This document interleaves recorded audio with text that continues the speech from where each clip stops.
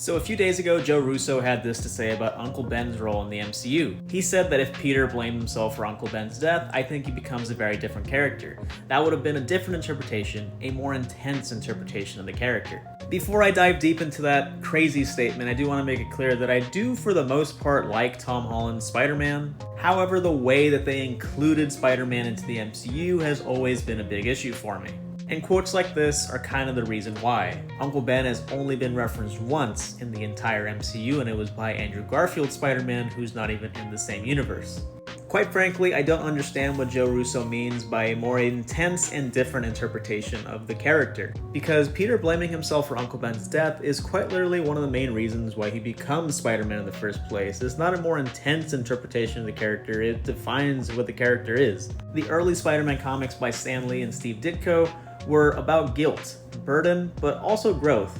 And I've always felt like Tom Holland's Spider-Man had a very roundabout way of showing those things. To give a pretty quick and simplified recap, in Captain America Civil War, Peter pretty blindly and naively follows Iron Man into a conflict that he's not that privy to. In Spider-Man Homecoming, he goes against Tony's wishes, fights for himself, decides that he will be the friendly neighborhood Spider-Man, and even rejects joining the Avengers.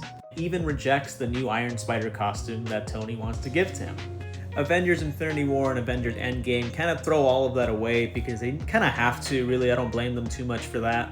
But then when you get back to Spider-Man Far From Home, it's all about Tony Stark again and his passing and how that affects Peter and how he needs to continue that legacy. But then at the end of the movie, he again, just like Spider-Man Homecoming, rejects that idea and becomes his own person, and we fully see him become Spider-Man for the second time in a row. And Spider-Man No Way Home offers a complete reset for the character after Peter's life completely spirals out of control. And we see at the end of the movie he is alone, and he is without Stark Tech, and he pretty much becomes that version of Spider-Man that we've been waiting to see for a few movies now. So them deciding to skip the Uncle Ben origin story, and not only that, but ignore Uncle Ben entirely, makes the MCU Spider-Man trilogy feel like a three-part origin story.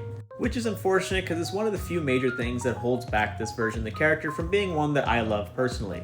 It's the biggest example of not needing to show the origin story, but also do not ignore the origin story. And look, it's not the only superhero project that has this issue. For example, Superman just came out last year. I really enjoyed it, but one of my major problems with the movie is that it skips the origin story, but still decides to make a huge change to it, which is executed so poorly. I can go on and on about this, but basically what I'm trying to say is that even though you don't have to show an origin story, its impact should always remain intact and be clear to any viewer, whether they know the character or not.